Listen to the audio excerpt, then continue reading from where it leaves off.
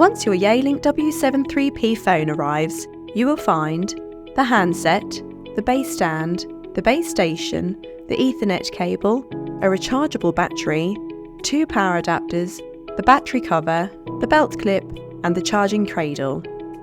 Okay, firstly, let's connect the power adapter to the back of your base station and into the wall socket.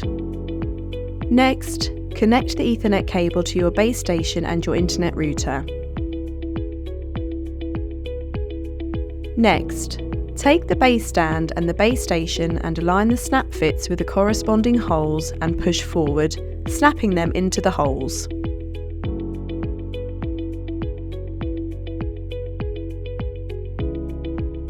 Next, take the battery and slide it into the phone. Make sure the golden pins are touching. Now, take the back cover and slide it in.